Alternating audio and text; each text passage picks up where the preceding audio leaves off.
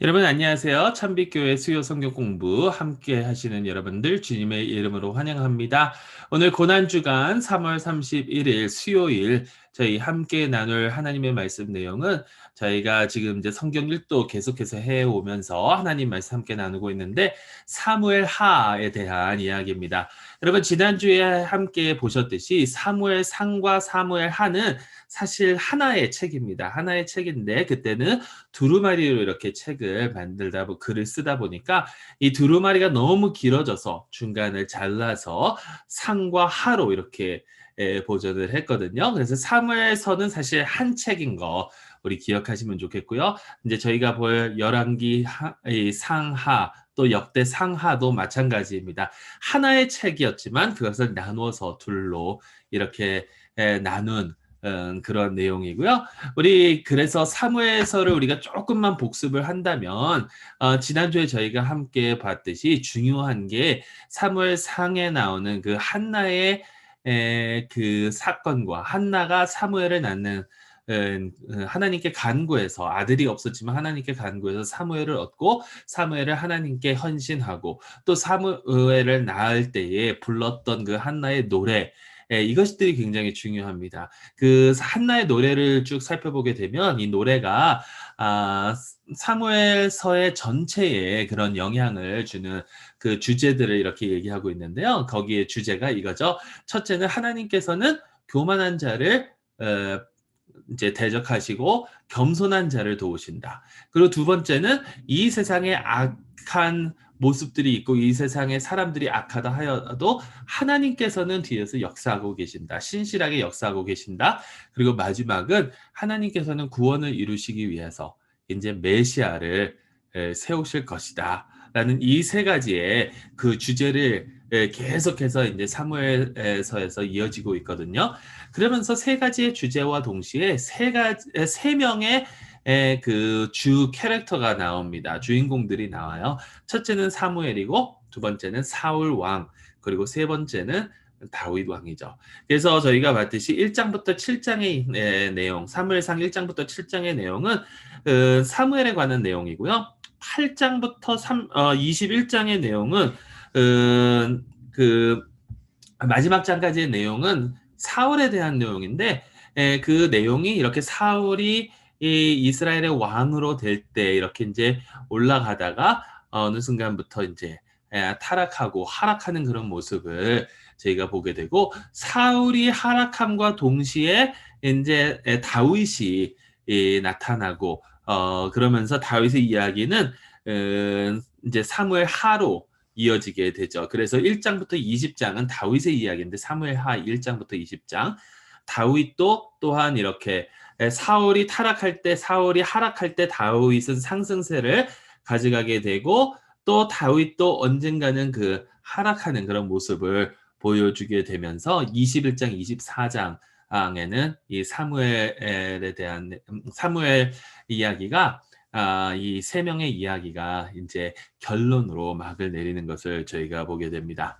자, 그래서 오늘은 사무엘 하를 저희가 좀 살펴볼 텐데요. 사무엘 하는 사울의 죽음으로부터 시작을 합니다. 사울이 이제 전쟁터에서 죽게 되고 다윗이 자기를 지금까지 죽이려고 했던 사람이잖아요, 사울은. 자기를 죽이려고 했던 이 왕이 죽었는데 그것을 기뻐하고 그것을 즐거워하는 것이 아니라 그를 위한 아주 깊은 애도를 표하게 되고 그것을 시로 적어서 그 사울에 대한 그 애도를 표하는 것을 하나님께서 세우신 그 용맹한 사람이 죽었다라는 것을 애도하는 그러한 모습이 나오죠. 이것을 보면 다윗이 얼마나 겸손한 사람이었는지를 다시 한번 알 수가 있습니다. 물론 하나님께서 자기에게 기름을 부으셨지만, 물론 하나님께서 그를 왕으로 세워주셨지만, 하나님께서 기름 부은 자, 사울에 대해서는 그는 굉장한 그 존중을 표하면서 그의 목숨을 함부로 하지 않았던 그러한 모습들을 보이게 되죠. 자, 그리고 난 다음에 이제 다윗은 계속해서 승승장구합니다. 이스라엘의 이제 왕이 되면서 근데 흩어져 있었던 지파들을 다 하나로 통합을 하게 되죠. 모든 지파 12지파를 하나로 통합을 하고 그리고 이제 예루살렘 성을 점령을 시켜요. 거기에 여부수족이 살고 있었는데 그들을 점령시키고 그 예루살렘을 이스라엘의 수도로 삼습니다. 그러면서 예루살렘을 시온이라는 이름을 갖다 붙이게 되죠. 자, 예루살렘을 이제 점령해서 수도로 삼고 정치적으로 모든 이스라엘을 통합시키고 예루살렘이 정치적 수도임과 동시에 예루살렘을 종교적 그들의 신앙의 수도로 만들고 싶은 게 다윗의 목적이었어요. 그래서 다윗이 어떻게 하냐면 예루살렘으로 이제 그 성막을 가지고 옵니다. 성막이 예루살렘에 들어올 때 다윗이 기뻐서 춤추면서 하나님을 찬양했다는 그 모습 여러분들 다 기억하실 거예요. 자, 그러면서 이제 7장으로 넘어가서 7장에서는 이제 하나님의 언약궤가 이스라엘의 그 수도인 예루살렘으로 들어왔으니까 다윗이 하나님께 이제 성전을 지어드리기를 원합니다. 그래서 하나님께 성전을 지어드리기 원한다. 우리는 다 집이 있는데 하나님께서 계실 곳이 없지 않느냐라고 나단 선지자에게 이야기하니까 나단 선지자가 좋습니다. 왕께서 원하시는 대로 하십시오라고 하면서 이제 하나님께 그 말씀을 전하게 되죠. 하나님께서는 뭐라고 그러시냐면 아니다. 다윗이 내 성전을 지지 않을 것이다라고 하면서 대신 하나님께서 다윗을 위하여 집을 지어 주실 것이다라는 그런 말씀을 하세요. 자, 이 내용이 굉장히 중요합니다. 이 내용이 사무엘 상하에 나와 있는 그 중심적인 내용이 되는 것뿐만이 아니라 어떻게 보면 성경 전체의 그런 중심의 그 내용이 되기 때문에 굉장히 중요해요. 이 내용은 잠시 후에 저희가 전체 다 보고 난 다음에 이렇게 함께 나누도록 할게요. 자, 그러면서 이렇게 이제 다윗이 계속해서 승승장구하고 다윗이 굉장한 성공적인 그러한 왕으로서 이스라엘을 다스리는데 그 가운데 다윗이 실수를 저지르게 됩니다. 뭐 실수라고 할 수도 있고 어떻게 보면 하나님 앞에서 그냥 죄를 짓는 거예요. 죄를 짓는 건데 그게 뭐냐면 우리가 너무나도 잘 아는 다윗과 벳세바의 그러한 이야기죠. 그때 이스라엘은 전쟁 당시였거든요.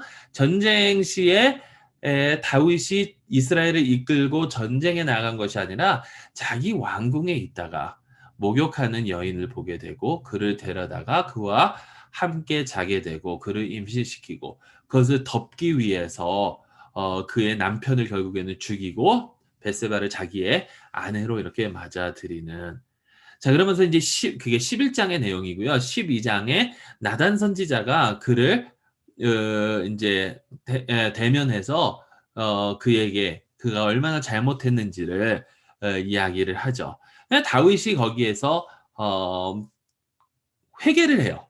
다윗이 회개를 해 하나님 앞에서 자기가 죄인이라고 회개를 하는데 문제는 하나님께서 다윗은 용서를 해 주시지만 그의 죄에 대한 대가는 죄 때문에 나온 그 결과는 계속해서 이스라엘을 앞으로 괴롭히고 또 특히 다윗의 그 가족을 아주 혼란스러운 그러한 시간으로 빠뜨리게 된다라는 거죠. 자, 이게 어떤 일들이 일어나냐면 13장에 보면 다윗의 아들 중에 암논이라는 아들이 자기 이복 누이인 다말을 겁탈을 합니다. 근데 압살롬이 자기 누이인 다말을 겁탈한 이 암논을 보고 암논을 암살해서 죽이게 되죠. 그리고 난 다음에 15장부터 18장은 압살롬이 반역을 일으키고 다윗은 다시 이제 도망하는 그러한 이제 그러한 상황이 되게 되죠.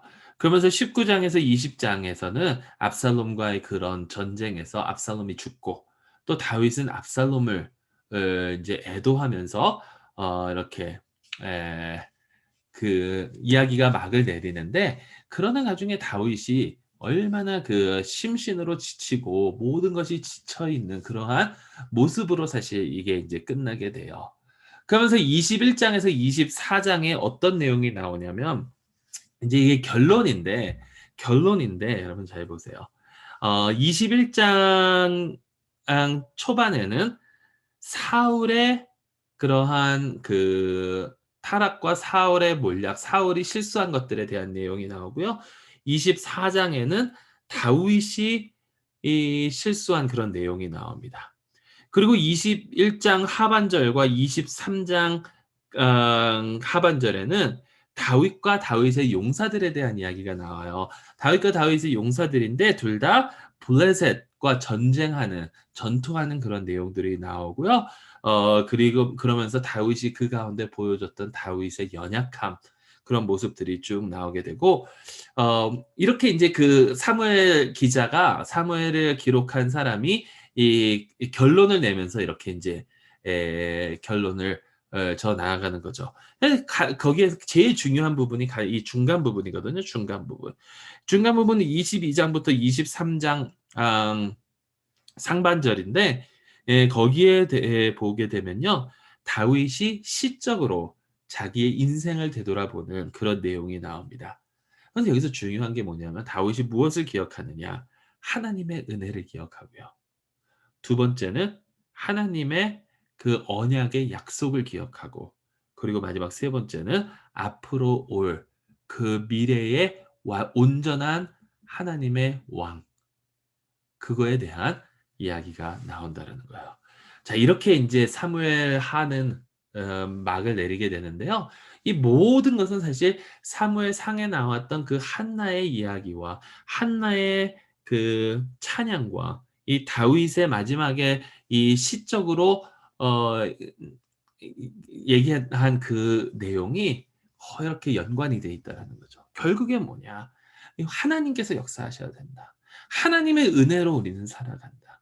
근데 그것을 우리가 잃어버리고 교만하게 되면 결국에는 우리는 실수하고 실패할 수밖에 없는 삶이고, 하나님의 은혜에 감사하고 우리 자신을 낮추고 겸손하게 나아가면 하나님께서 우리와 함께 하시고, 또 우리가 이 세상을 볼 때 아무리 소망이 없는 것 같다 하더라도 하나님께서는 하나님의 영원한 나라, 그것을 다스릴 온전한 왕을 세우실 것이다. 그 메시아 왕의 소망을 우리는 가지고 살아가야 된다라는 그러한 내용들이 여기 다 포함이 되어 있다라는 거죠. 자, 그러면 그 메시아 왕으로 돌아가서요.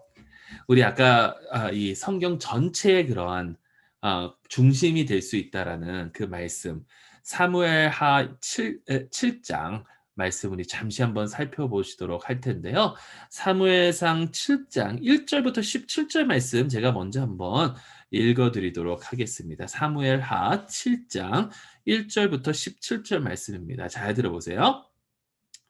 여호와께서 주위의 모든 원수를 무찌르사 왕으로 궁에 평안히 살게 하신 때에 왕이 선지자 나단에게 이르되 볼지어다 나는 백향목 궁에 살거든 하나님의 궤는 휘장 가운데 있도다. 나단이 왕께 아뢰되 여호와께서 왕과 함께 계시니 마음에 있는 모든 것을 행하소서 하니라. 그 밤에 여호와의 말씀이 나단에게 임하여 이르시되 가서 내 종 다윗에게 말하기를 여호와께서 이와 같이 말씀하시되 네가 나를 위하여 내가 살 집을 건축하겠느냐. 내가 이스라엘 자손을 애굽에서 인도하여 내던 날부터 오늘까지 집에 살지 아니하고 장막과 성막 안에서 다녔나니 이스라엘 자손과 더불어 다니는 모든 곳에서 내가 내 백성 이스라엘을 먹이라고 명령한 이스라엘 어느 지파들 가운데 하나에게 내가 말하기를 너희가 어찌하여 나를 위하여 백향목 집을 건축하지 아니하였느냐고 말하였느냐. 그러므로 이제 내 종 다윗에게 이와 같이 말하라. 만군의 여호와께서 이와 같이 말씀하시기를 내가 너를 목장 곧 양을 따르는 데에서 데려다가 내 백성 이스라엘의 주권자로 삼고 내가 가는 모든 곳에서 내가 너와 함께 있어 내 모든 원수를 내 앞에서 멸하였은즉 땅에서 위대한 자들의 이름같이 내 이름을 위대하게 만들어 주리라. 내가 또 내 백성 이스라엘을 위하여 한 곳을 정하여 그를 심고 그를 거주하게 하고 다시 옮기지 못하게 하며 악한 종류로 전과 같이 그들을 해하지 못하게 하여 전에 내가 사사에게 명령하여 내 백성 이스라엘을 다스리던 때와 같지 아니하게 하고 너를 모든 원수에게서 벗어나 편히 쉬게 하리라. 여호와가 또 내게 이르노니 여호와가 너를 위하여 집을 짓고 내 수완이 차서 내 백성들과 함께 누울 때에 내가 네 몸에서 날 내 씨를 내 뒤에 세워 그의 나라를 견고하게 하리라. 그는 내 이름을 위하여 집을 건축할 것이요 나는 그의 나라 왕위를 영원히 견고하게 하리라. 나는 그에게 아버지가 되고 그는 내 아들이 되리니 그가 만일 죄를 범하면 내가 사람의 매와 인생의 채찍으로 징계하려니와 내가 네 앞에서 물러나게 한 사울에게도 내 은총을 빼앗은 것처럼 그에게서는 빼앗지는 아니하리라. 네 집과 네 나라가 내 앞에서 영원히 보존되고 내 왕위가 영원히 견고하리라 하셨다 하라. 나단이 이 모든 말씀과 이 모든 계시대로 다윗에게 말하니라. 아멘. 자, 아까도 말씀드렸듯이 다윗이 이제 하나님을 위해서 성전을 짓기를 원하는데 하나님께서는 아니다. 내가 언제 너희에게 백향목집을 지어달라고 했느냐? 너희와 함께 계속했는데 언제 내가 너희더러 내가 부족하니까 이걸 해달라고 했느냐?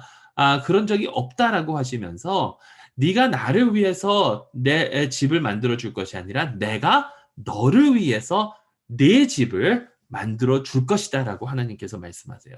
하나님께서 내가 지금 너를 이렇게까지 이끌고 너와 함께하고 지금까지 왔는데 이제 내가 너를 위해서 내 집을 지을 것인데 여기서 말하는 이 집은 성전이나 뭐 이런 왕궁이나 이러한 건물이 아니라 여기서 말씀하고 계시는 이 집은 다윗의 대가 끊이지 않도록 그 다윗의 그 후손들을 굳건히 세워 주실 것이라는 거예요.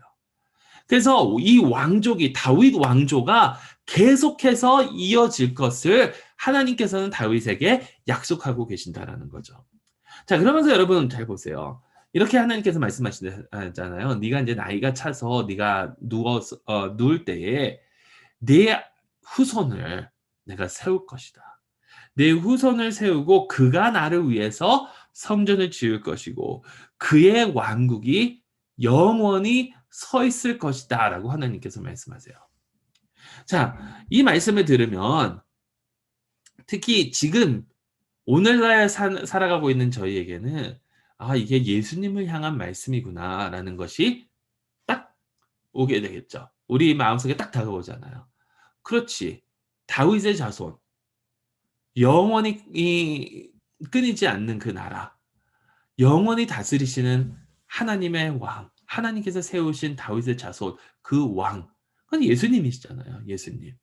근데 참 놀라운 게 뭐냐면요. 여기에 하나님께서 뭐라 그러셨냐면 만약 그가 죄를 짓거든.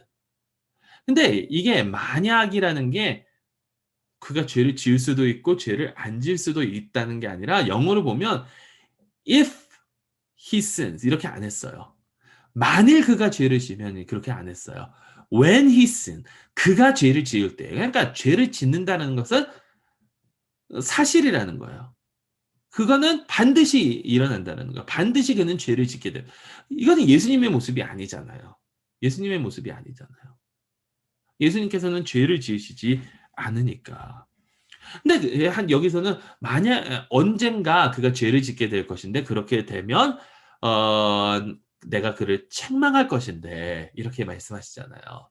근데 여기서 더 놀라운 사실은요. 그렇게 책망하는데 그 다음에 뭐라 그러시냐면 하지만 그를 향한 나의 사랑을 거두지 않을 것이다. 그를 계속해서 사랑하실 것이다라고 하나님은 말씀하고 계신다라는 거예요. 예. 자, 14절, 15절 다시 보세요. 나는 그에게 아버지가 되고 그는 내 아들이 되리니 그가 만일 죄를 범하면 when he sins 내가 사람의 매와 인생의 채찍으로 징계하려니와 내가 네 앞에서 물러나게 한 사울에게서 내 은총을 빼앗은 것처럼 그에게서 빼앗지는 아니하리라. 하나님의 은총이 그와 계속해서 함께 하신다라는 거예요. 자, 그럼 이건 누구를 얘기하느냐? 누구를 얘기하느냐? 여러분 성경 전체를 볼 때 우리는 이렇게 좀 봐야 될 것 같아요. 네, 궁극적으로는 이거는 이제 하나님께서 왕을 세우고 이렇게 하실 거라는 것은 메시아를 의미하고 있습니다. 그런데 메시아께서 오시기 전에 그 전에 하나님께서 계속해서 이 구원의 역사를 이루어 나가시는데 그 구원의 역사를 이루어 나아가는 것을 사람들을 통해서 앞으로 메시아가 하실 그 일을 예표하고 계시다는 거죠. 미리 보여주고 계신다는 거예요. 그러니까 아주 1차원적으로 보면 이거는 솔로몬에 대한 이야기도 될 수 있어요. 그리고 솔로몬은 성전을 짓잖아요. 어?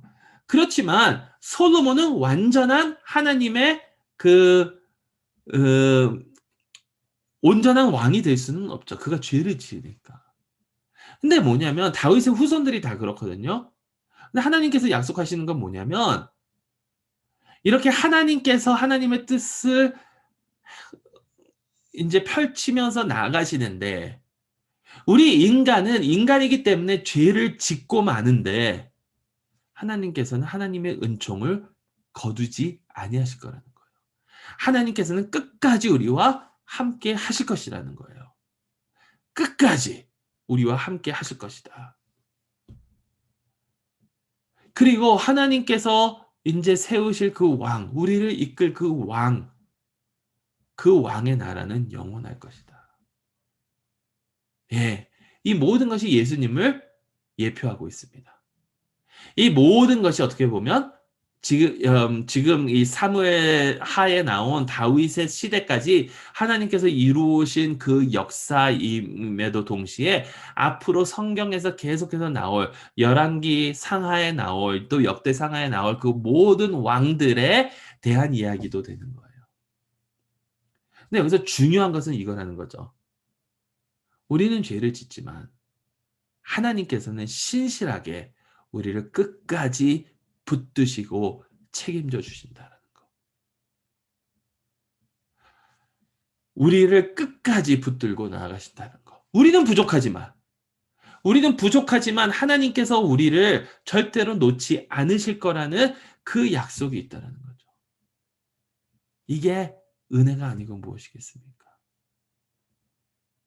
그러니까 우리가 성경을 읽을 때, 그 성경을 묵상할 때 항상 이 점을 염두에 두셔야 돼요.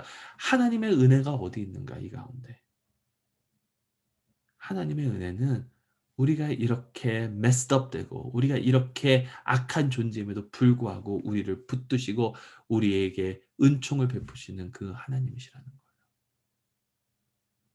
여러분 그것을 온전하게 이루어 주신 분이 바로 우리 주 예수 그리스도시잖아요. 우리 주 예수 그리스도께서는 온전히 하나님께 모든 것을 순종하시며 우리의 죄를 대신 짊어지시고 십자가에 못 박혀 돌아가시지 않으셨습니까?